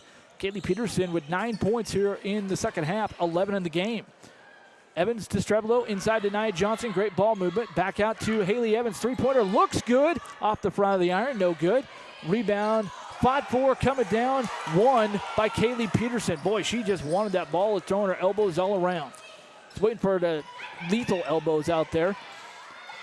Ball loose on the court the other way. Back over to Homestead. Now cross court over to Bierdeman. Back to Homestead. Almost picked away out of the air by Haley Evans. It goes off to Mercedes Walter. Back to Walter, right wing, travel with the basketball. Traveled again, no call. Over to Kaylee Peterson, a 19-footer this time. That's a long 2 this time, not a 3, but the same spot. 11 points in the half, 13 in the game for Kaylee Peterson. The lead down to 12. Haley Evans back the other way on the drive. Inside to Madison Walker. Tried to go to the drive, and she was knocked to the floor by Kaylee Peterson. And Madison Walker gets fouled. Not going to go to the free throw line. It was before the shot on the drive. Actually, it is going to be, it looks like a 1-and-1. Yeah. Official across the court, the one that's not grumpy, although he does look sneezy. Maybe we have Grumpy, Sneezy, and Doc as our officials today. I don't know. But he signaled 1-and-1, so Madison Walker will get free throws here. Madison is 0 for 2 from the line tonight, but she has off the back of the iron there, missed it. And we got a foul on the rebound against Banks. And now a technical foul has been issued to Brandon Begley. These officials had a late night last night, so they're a little grumpy. They don't like being shown up, so. Banks fans are loving the technical to Brandon Begley. And this is bad news actually for Astoria, because usually when a coach gets teed up, when he fights for his team, I mean, I saw this just the other night with Scott Rook in Oregon State. Scott got teed up in the Civil War, and it fired up. That's what it does to your team. So this is really, if you're Astoria, you're not liking this, because that's going to fire up the Banks Braves, and this is going to give them the push they need to prevail and win this game, because now it's going to fire them up. It's going to charge them up. It did so with Oregon State with Scott Rook, and they went on a huge 14-0 run that game. And so actually, looks like this is going to be the free throws. I think we got foul shots. Free throws from the foul. Maggie Streblo at the line. Thought the technical was on Brandon Begley, but Maggie missed the free throw, but she made the second free throw. I heard indication 25 at the bench. I don't know if the foul was her or the technical foul. 25, well, the Kaylee foul, Peterson. That must be Kaylee Peterson, because the foul, Astoria has 8 fouls. And, yeah, it looks like they're giving the ball to Banks, so the foul must have been on Astoria. Maybe on Mike Jacobson or on the bench. It looked like they pointed towards Brandon Begley, and his body language looked like it was on him. But at any rate, here we go. Banks with the ball, up by 13. Haley Evans on top to Maggie Streblo, who just hit 1 of 2 technical free throws. And Taylor Huber reaching in, trying to knock the ball away, and picks up her 5th foul.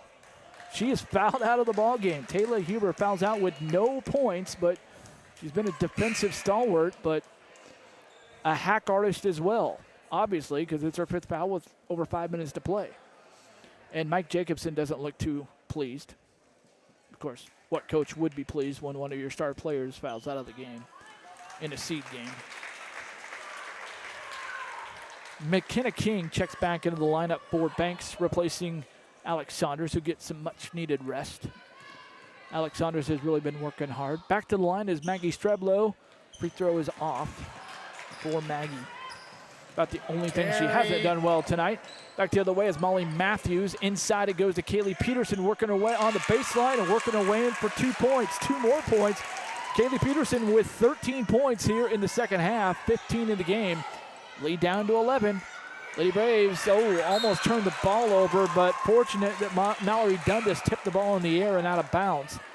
As trying to get the ball into Nia Johnson across the midcourt line.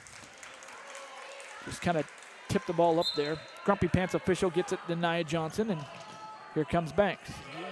They get it into Haley Evans at midcourt off to Maggie Streblow, right side. Maggie down the corner, wide open. Madison Walker going to drive baseline. Now terminates her dribble and turns the ball over to Molly Matthews. Here comes Astoria down 11. 4:31 and counting to go. Shelby Bruni has it in the corner. Cross court, wide open. Homestead or Molly Matthews. Yeah, it's Homestead, and she cans the 3. Naomi Homestead. And the lead is down to single digits with 4:18 to go. Here we go. Banks has it into the front court. Haley Evans on the right wing. Up top to Maggie Streblow. Back to Haley Evans. Holds the ball high overhead. Over to Streblow. Over to McKenna King. Almost wasn't ready for it, but good job to control it. Up to Maggie Streblow. Maggie going to go inside. Now out to Madison. It didn't look like she traveled, but the official said she did. So with under 4 minutes to go here in the game, the Astoria official women looking to continue their run as they've got this lead down to single digits and trying for more. It's 41-33. Bruni has it left wing. Shelby going to drive inside. Now kick it back out to her teammate on the corner and got the shooter's roll, the Ross Perot jumper from Molly Matthews. And all of a sudden, we've got a 5-point game at 41-36, and now the full court pressure really going to be turned up here for Astoria. Maggie Streblow has it back down the other way, looking inside, needs help, gets it out to McKenna King, and we got a timeout called by Coach Brandon Begley. He wants to set things up. Going to see if it's going to be probably going to be a full timeout. It is. Full timeout with 3:32 to go. Astoria on a major run. They're down by only 5, 41-36. We'll be back after this from Tenente's Pizza. North Plains Chamber of Commerce invites you to Tenente. Try one of the many specialty pizzas like the Mama Supremo or a delicious torpedo sub sandwich. Mention Westside Greatest Hits and save 10% off your order. Tenente's Pizza and Subs at the corner of Glencoe and Pacific and North Plains. Open 11 to 8:30 Monday through Saturday and Sunday 3 to 8 for carry-out and delivery. Visit their website, TenentesPizzaAndSubs.com, or call 503-647-5761.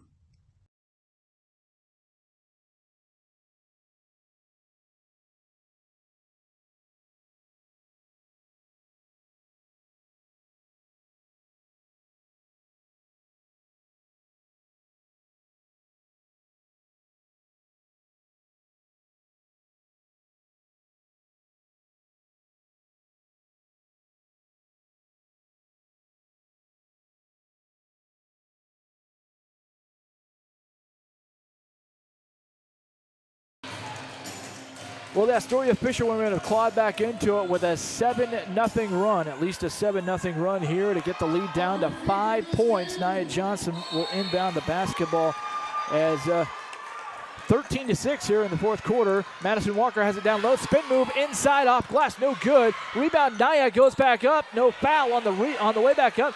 And Molly Matthews has the ball on the floor, but they let her waddle all over the floor while she had the ball. No travel called. Ball loose on the floor now, picked up by the Braves. Madison Bigsby or Maggie Streblow going to take it in, watch from behind. She did. Gets it off to Haley Evans. Coming up on 3 minutes to play in the game. Banks by 5. Don't go anywhere now. Down low to Alex Saunders. Shuffles it to Madison Walker. Turn around the lane, won't go. Rebound to Molly Matthews. Under 3 minutes to go now. Astoria with the ball, down 5. Matthews to Bruni, left side. Looking inside, now going to go up top. A wide open Homestead. Missed the shot, rebound. Madison Walker controls to Haley Evans. Haley, no pressure, little token, half midcourt pressure for Astoria. Off to Streblow, right side, on top to Haley Evans. Holds the ball high. Back to Maggie. Inside to Nia Johnson. Down low, wide open was Alex Saunders and put it up on glass. She's not going to miss that. A big hoop for Alex Saunders. Pushes the lead to 7 with 2:20 to go. Back the other way, Shelby Bruni shuffles the ball, bumped. Looked like Saunders got her on the body. Saunders or Haley Evans. Brandon Begley is okay. He's happy with the call, applauding the effort out there. Astoria will put the ball back in play. Molly Matthews will do the honors for the Fisher women. She gets it into Shelby Bruni. Right side this time, guarded by Haley Evans. Now go inside. Bounce pass, puts the ball on the floor. Nia Johnson with the steal. Here come the Lady Braves, approaching 2 minutes to go in the game, up by 7. Haley Evans, right person with the ball, gets it across court to Nia Johnson, almost stolen away. It is stolen away by Kaylee Peterson. Bad pass. Go across court in. Ooh, that was over and back as the player straddled the midcourt line. Shot thrown up, no good. Rebound Nia Johnson. Haley Evans has it in backcourt, under 2 minutes to play. Banks by 7. Maggie Streblow now working against Shelby Bruni. Gets it ahead to Haley Evans. Almost lost it, gets it back, controls it. On the right side, picked up by Molly Matthews. Now going to put the ball on the floor. Bounce pass to Streblow. Steps through the defense, and a foul called going to be on Naomi Homestead. 10th team foul on Astoria, so 2 free throws coming up here from Maggie Streblow, who tonight is 3 out of 5 from the free throw line and has 11 points. Still has 11 points. 3 out of 6 from the free throw line for Maggie. Can still push the lead to 8 with a free throw here. Eyes the hoop, spins the ball. It's in the air. It's off the front of the iron. Rebound tipped around by Madison Walker, controlled by Molly Matthews. And here comes Astoria. 90 seconds to go in the game. Matthews pulls up left of the lane. No good, but they're going to get Maggie Streblow with a hack.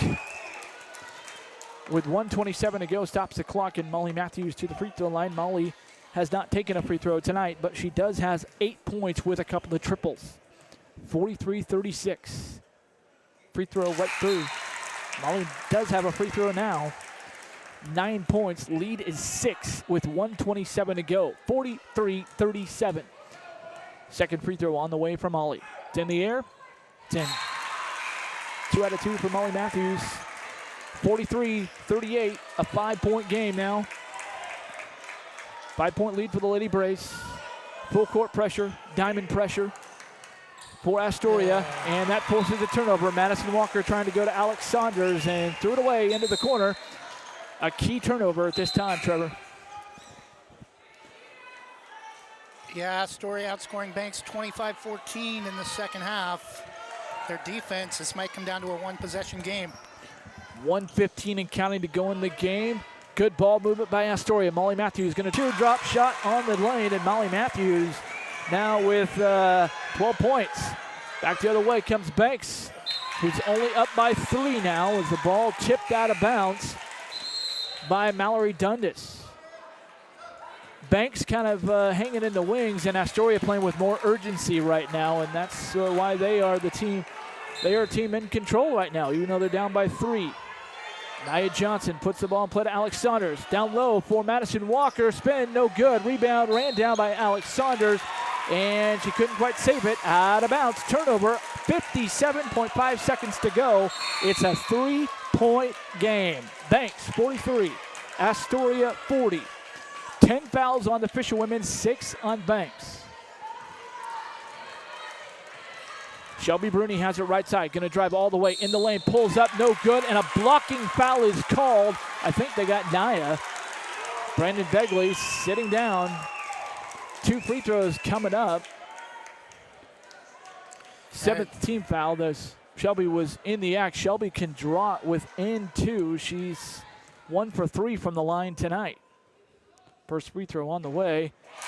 Limit in. She's 2 for 4 from the line tonight. Shelby with 6 points. For Astoria, 51.6 to go. 43-41. Brandon Begley back up, pacing, now kneeling. Second free throw is good. It's a 1-point game with 51.5 seconds and counting to go. 43-42, Banks with the lead. Haley Evans has it in backcourt. Got to hurry, got it across. They do. Evans, left wing. Up top to Maggie Streblow. Maggie going to drive inside, lost the ball, and I think we're going to get a foul called. It's, foul going to be on Shelby Bruni. That might be her fifth, either fourth or fifth. Molly Matthews getting set to check back in. Maggie Streblow going to the free throw line. Really got to have these free throws with 36.6 seconds to go. Taking a long look at the basket. Free throw up. It's in. Ooh, that was a huge free throw right there. And that breaks a stretch of 3 straight missed free throws for Maggie. Maggie now has 4 makes at the line. 10 points in the game now. 36.6 seconds. Banks by 2. Second free throw. Rim it out. Rebound coming down to Molly Matthews. Here comes Shelby Bruni on the run. Don't foul. And the ball going to go out of bounds. She lost out of bounds, but a foul is called on Banks with 30.9 seconds to go. And Shelby Bruni, who just hit 2 free throws moments ago, could tie in. Brandon Begley's hot. He is explaining his case. He does not like the call. And now the officials, there's some confusion with who the foul was on. Yeah, I think this guy, now he's saying the foul is on Haley Evans. And Brandon Begley is in disagreement. He can't, he does not like the call. Working the official right now, who I don't think the official even know where he is right now at this point. He's looked confused all game. So Brandon, I'm tending to believe Brandon is justified here. Free throw on the way for Shelby Bruni is right through, and it's 44-43. Shelby has hit 3 straight free throws and is 4 for 6 from the line tonight. 8 points, 30.9, 44-43. Tie game. 4 straight free throws for Shelby Bruni. Tied at 44. 27 seconds and counting to go. Evans has it out to Maggie Streblow. Streblow off to Nia Evans, right wing. Off to Maggie on the right side. Now stops, pulls up, goes back up to Nia on top. Off to Maggie, and Banks calls a timeout with 12.9 seconds to draw up one last play. And it's going to be a full timeout. Yep, we'll step aside for our final break, and we'll be back to Tillamook High School right after this. Tie game at 44. Come on back and enjoy the final 13 seconds. Back after this, you're listening to Banks Basketball presented by Jason Bond Remodeling. The Army National Guard plays a vital role in your community. We're on the front lines supporting essential personnel, first responders, law enforcement, and medical professionals, delivering food, supplies, and medicine, keeping communities safe, making a difference. During emergencies, we're always ready, always there. Learn more about part-time service in the Army National Guard at nationalguard.com. Sponsored by the Oregon Army National Guard. Aired by the Oregon Association of Broadcasters and this station.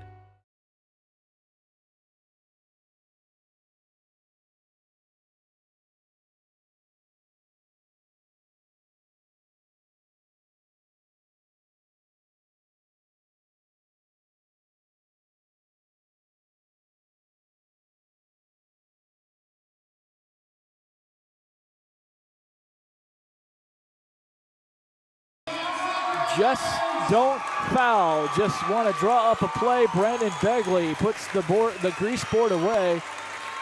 13 seconds to go, we'll call it. Banks will put the ball in play in front of their own bench down to our right here at Bob Lamb Court.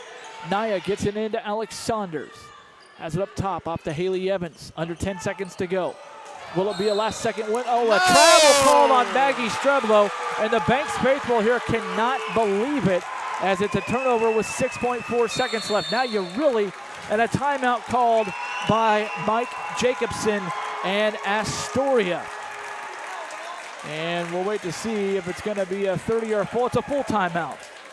So we'll break away one more time. 6.4 seconds left to go. Astoria has the ball with a chance to win it or force overtime or maybe a turnover. Back after this, you're listening to Banks Basketball, presented by Jason Bond Remodeling.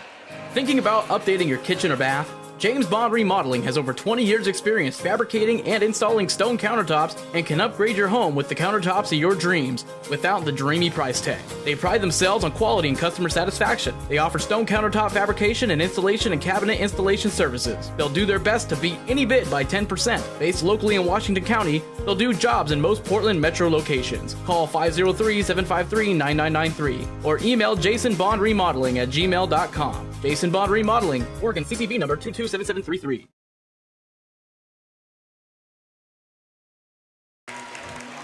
Well, appropriate music here as we come down for the final 6.4 seconds of this 4A Girls Co-op League seed game.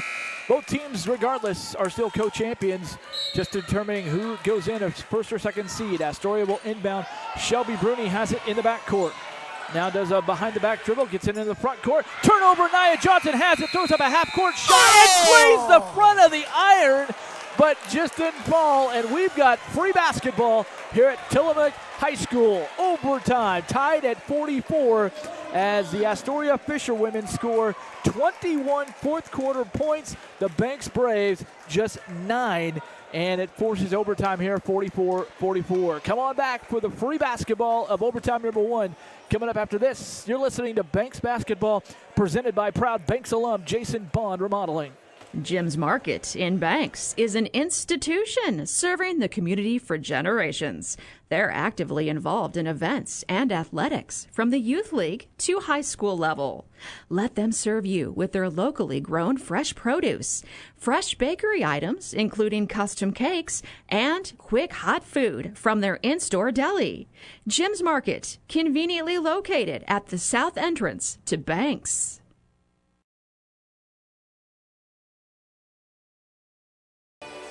4 more minutes, at least, of basketball here at Bob Lamb Court. So both here in this game, Banks and Astoria, and Banks at Seaside in the boys. That's coming up roughly about 5 o'clock or so. Right now, we've got overtime. Shelby Bruni, Madison Walker going to jump in the middle of the court. Banks is going to go left to right as we see things on your screen or device. Astoria going right to left here at Bob Lamb Court. We're ready for the jump ball. It's in the air, and it's tipped. Won by Madison Walker, controlled by Kaylee Peterson, and she went over and back. She forgot. You don't see that in high school too often, as really junior high. She forgot which direction she was going. And so Banks will start the ball with overtime. Start overtime with the ball. Maggie Streblow to Nia Johnson, working the high post now. Off to Haley Evans. Good to have Haley back. Cross court to Madison Walker, going to go inside, but she, I guess, shuffled her feet because traveling was the call. 3:47 to go. It is a 4-minute overtime. Brandon Begley working the official on the near side. Shelby Bruni has it, leaves it in the corner for her teammate Peterson. Cross court to Molly Matthews for 3. Rim it off, no good. Rebound loose on the floor. Haley Evans is on it. Tying her up is Shelby Bruni, but possession arrow is going to go to Banks. And that is the right call because, yes, even though Seaside won the tip, they turned it over, not on a possession arrow, but just on a turnover. So Banks has it. Under 3:30 to go, tied at 44. Banks hasn't scored in quite a while. Really need a hoop. Nia Johnson in backcourt. Can't get it across. Molly Matthews with the steal. Ahead to Shelby Bruni. Lost it, gets it back, and lost it again. Alex Saunders knocked it out of bounds. Good hustle by Alex to get in there. Tried to get it back. Molly Matthews put the ball in play for Astoria. Actually, that was Homestead into Molly Matthews. 33, not 3. Beg your pardon. Bruni to Homestead. Tried to go up for 3 and then tried to go inside and travel with the basketball. Wow, a traveling violation against Astoria. Imagine that. 3:09. Tied at 44 in the 5th period. Off to Alex Saunders. Going to go inside. Off glass and score it! First 2 in quite a while. And it comes at 3 minutes to go, and Banks draws first blood in overtime. Up 46-44. First to 50 wins, Trevor. Inside the ball goes, and got a reach-in foul by Knight. They're going to call Nia Johnson coming around the back of Kaylee Peterson in the lane. And that should not be free throws, and now we're going to have an explanation from the official to Brandon Begley. I think that's I think maybe a warning. Or no, it's fifth. Fifth foul on Nia Johnson. So she's done, and Madison Bigsby is going to be summoned off the bench. So Nia will watch this one from the bench. Nia fouls out with just 2 points tonight. They are giving free throws. That's odd that free throws carried over. I didn't think they carried over, but they do, and the free throw is no good. Rebound to Madison Bigsby. To Maggie Strebel on backcourt. Ahead to Haley Evans. Gets it across the midcourt line. Banks up 2. Over to Madison Walker. Going to drive inside. Kick it out to Maggie Strebel. Stolen by Shelby Bruni. Lost it. Gets it back. Controls. Walking dribble and across the midcourt line. Bruni gets it ahead to Matthews. Molly Matthews now terminates the dribble. Back on top to Bruni. Saunders working on her. Bruni going to go left side. Over to Homestead. Three-pointer on the way. No good. Rebound Madison Walker. Brings the ball down. Controls it to Streblo. 2:18 and counting to go. Evans has it front court off to Streblo in between the rings. Now going to go right side. Kick it over to Madison Walker in the corner. Going to drive baseline. Nope. Going to look back outside for Evans. She has it, and she is pushed by Molly Matthews. Bumped and knocked down.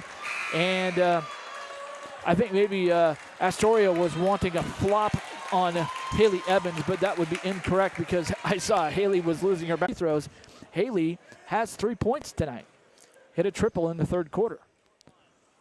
First free throw is right through. Full one And possession yes, lead. that is a big free throw. That is a full one possession lead. They can only tie with a 3. This can make it a 2-possession game, and does so. 2 clutch free throws by the 5'8 junior Haley Evans. 48-44. 2 points away from that 50 plateau. Back the other way we come. Kaylee Peterson has it on the right wing. Maybe got it away with the travel. On top to Bruni. Swing it over to Homestead. Over in the corner it goes to Bierdeman. Bierdeman back on top to... inside to Bierdeman. Rebound fought for and won by Mallory Dundas. Traveling all over the place in the lane. No call. Ball loose on the court. Picked up by Bierdeman. Right side. Going to drive in. Pulls up in the lane. No good. Rebound coming down to Bierdeman. She goes up. Misses the shot, but is fouled by Maggie Streblo, and that's got to be near 4 fouls. No, that's 5. They're saying 5 fouls. That is that is a huge loss. But you do have Haley Evans on the court. And coming in is going to be Jocelyn Janicek. So, Jocelyn Janicek, also a good ball handler, but you're losing a senior and bringing in a sophomore in 5'7" Jocelyn Janicek. And Jocelyn is a very good ball handler and a very good player, but it's that senior leadership that you're losing on the court right now. And Astoria had 3, maybe 4 offensive boards on that possession to try to cut the lead back to 2. Still just over 90 seconds left. Avery Bierdeman hits the first of 2 free throws, and that closes the gap to 48-45 with 95 seconds left in overtime. Second free throw on the way. It is rimmed off, no good. Rebound tipped out of bounds off of Naomi Homestead. That's the right call. Mike Jacobson is left wing. Inside to Madison Walker. Takes a dribble out to Jocelyn Janicek. That's her spot, but she's going to back it out wisely. Off to Madison Bigsby. Now needs help. Off to Jocelyn Janicek. Right corner. Jocelyn bounce pass inside to Alex Saunders. Into a wide open Madison Walker and score it. Madison Walker, huge. 50 points. Banks will win this game. Banks up 50-45. 1 minute to go. Goes out 3-pointer for Kaylee Peterson. Rimming off. Nope. Her glory is done. And Astoria loses this game. 55.1 seconds to go. Banks up 50-45. Foul called underneath. They're saying 35. There's no 35. I guess it's going to be, no, it's against Haley Evans, the foul. Naomi Homestead shoots a free throw and drops it through, but it's all academic because I'm telling you, Banks will win this game. First to 50 wins, always. 50-46, 55.1 to play. Banks will win this game. Second free throw on the way is good. Academic. Astoria in by Jason Bond Remodeling. Thinking about buying or selling a home? Email Sarah at sarahhesselman.com.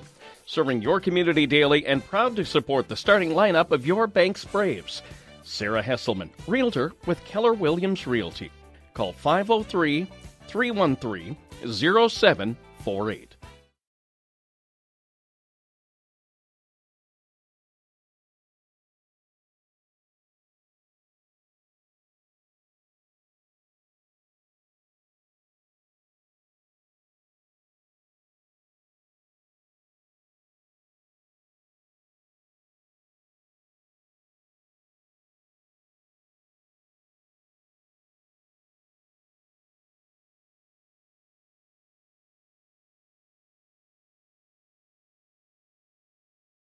tonight.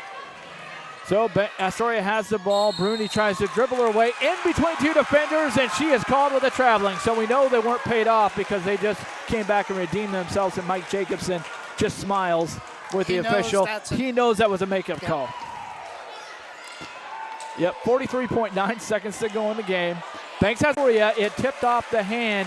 The long carom attempt by Avery Beardeman and out of bounds. 23.2 seconds to go. Banks by 3. Have the ball full court. Walker inside to Haley Evans. Needs to get it across. Haley was going to drive it. Now stops.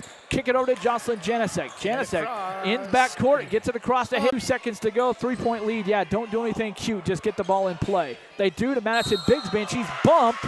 And a foul call against Astoria. That's Shelby Bruni. That's 5. Shelby Bruni is fouled out of this game, and she fouls out with 9 points. 1 free throw, game over. Very true, because that would be a 4-point game, and there's no more. There is a 4-point play, but 2 free throws, and it wins the game. Madison Bigsby is 3 for 5 from the line tonight. She's 3 for 6. She's missed her last 2 free throws now.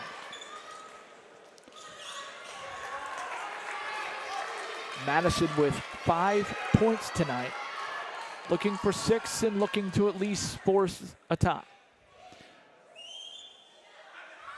With a 4-point play. And it goes right through. Madison drops it. Clutch free throw, 51-47. Here comes Astoria, almost turned it over. They get it up top. Up to Bierman, left wing 3 is on the way. It drops through. That free throw's huge now.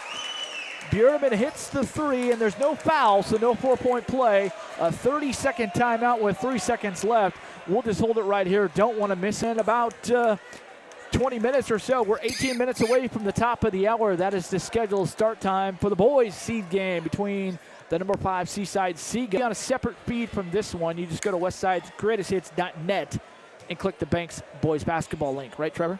Yeah.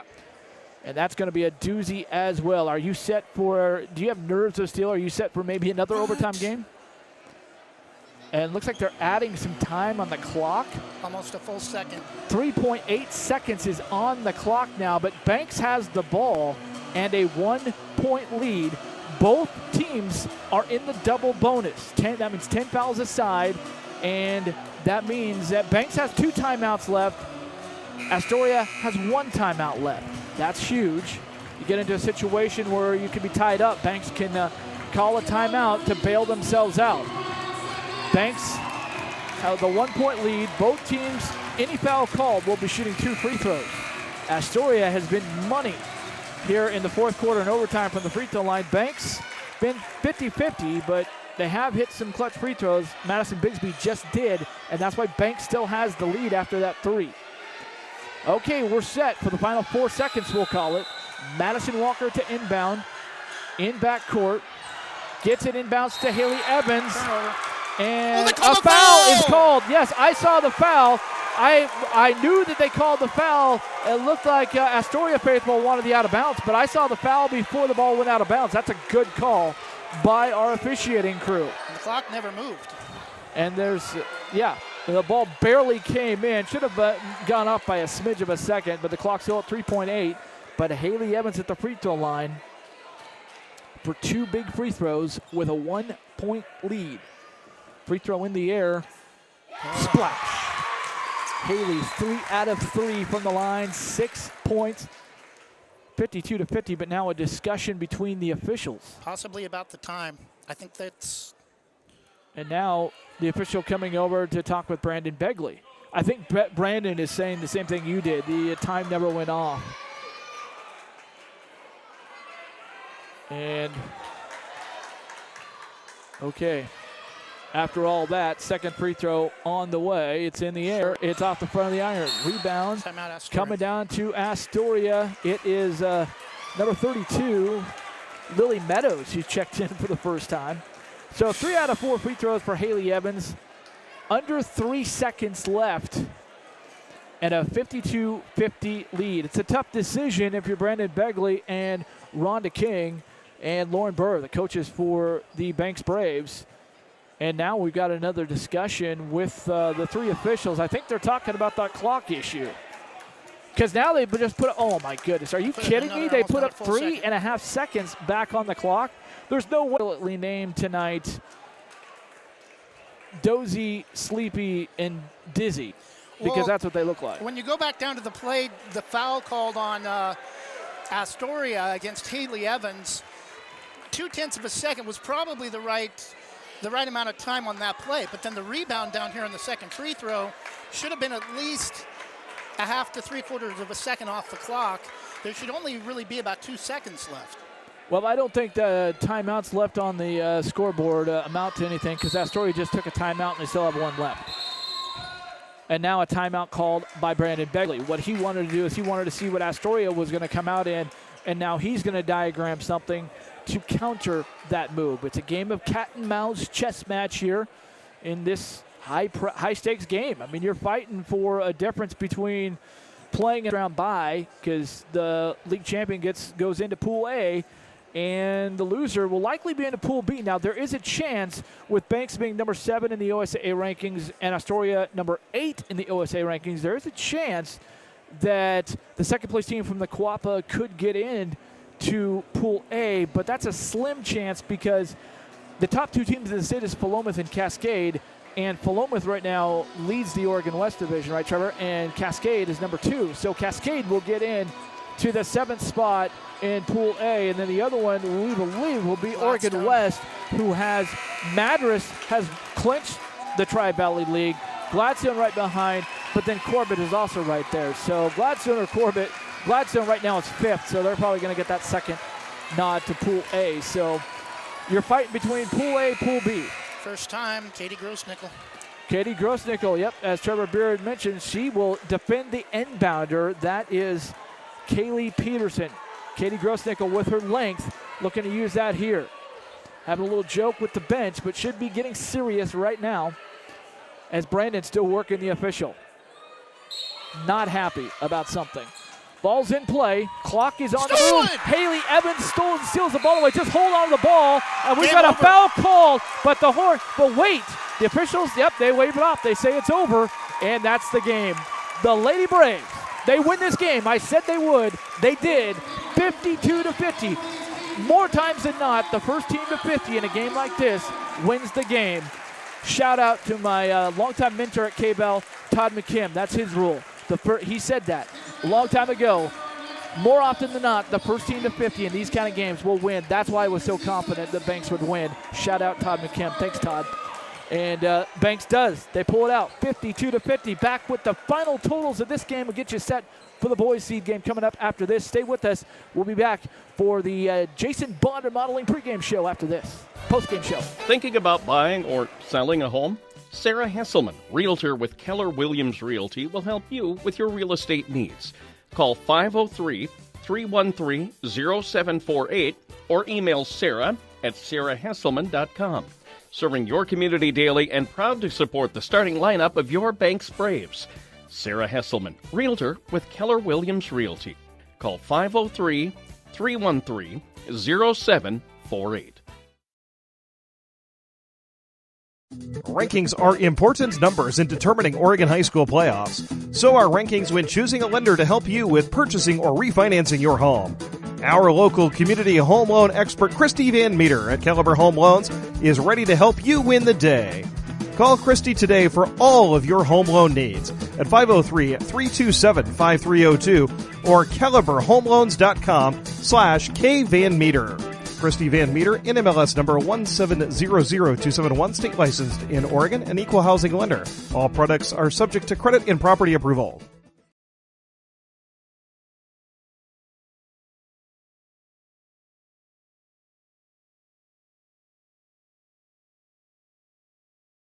Quick post-game wrap-up as we got to get set for the next game between the Banks Braves boys and Seaside Seagulls. That's also a seed game. Overtime winner here for the Banks Lady Braves, beating Astoria 52-50 as they outscore Astoria in overtime 8-6. And looking at the numbers, pretty balanced up and down. as both Madison Bigsby, Alex Saunders, and Haley Evans all with 6 points. Madison Bigsby 4 out of 6. You can really give I think we got to go with our co-heroes of the game tonight, because both Haley Evans, they didn't lead the way. Maggie Streblow had 11 points. Madison Walker led the way with 14 points for the Banks Lady Braves. But both Haley Evans and Madison Bigsby hit clutch free throws. Madison really to extend the lead, or Haley to extend the lead, and then Madison hitting that big free throw. If Madison doesn't only hit 1 of 2 free throws, but if she doesn't hit that last free throw, it doesn't give Banks a 4-point lead.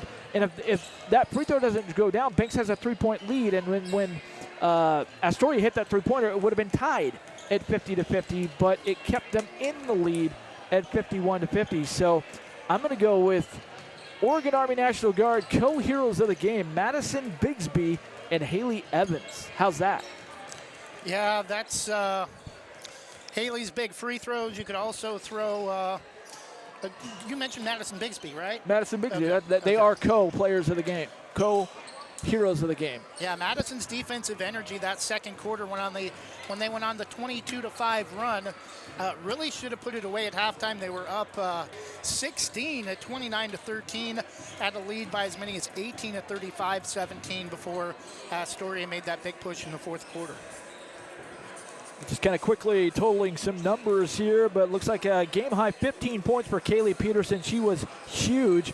15 points for the game, 13 of those in the second half that really brought Astoria back. And, well, yeah, she was the one that brought them back and tied the game late in the fourth quarter. Kaylee Peterson's her sharp shooting from the right wing, both outside the three-point circle and just inside the three-point circle as well. She was feeling it. Naomi Homestead was huge for Astoria, 5 points. Nonetheless, this conference is going to be set up well going into the playoffs. Banks is going to be in the first round in Pool A as the top seed, and Astoria will likely be in Pool B as the second seed from the Coapa. But Valley Catholic also is going to be a 3 seed. They won't travel. They will travel in the first round, but Banks and Astoria will be hosting first-round games. Banks will host a first-round game, and Astoria will host a play-in game. So that's the difference between that. It's a play-in game and first round, and Banks will get to host a play-in game sometime next week. We believe that to be March 2nd, on or before that date, but we'll see. That'll be probably as the start of March Madness, but that's coming up. 12 points for Molly Matthews. She was huge. 9 points for Avery Bierdeman. But 14 points to lead the way for the Banks Lady Braves. Madison Walker with 14. Maggie Streblow finished with 11 before fouling out. Nia Johnson fouled out with 2 points. And 6 points each for Madison Bigsby, Alex Saunders, and Haley Evans. Haley Evans finishing with 3 out of 4 from the free throw line. Madison Bigsby, 4 out of 7 from the free throw line. Both hit some clutch free throws down the stretch, and that's why I say they are the heroes of the game. So that's going to do it for us, and we will talk to you, we'll let you know on social media when that first round game will be. We know it'll be at Banks High School, Trevor.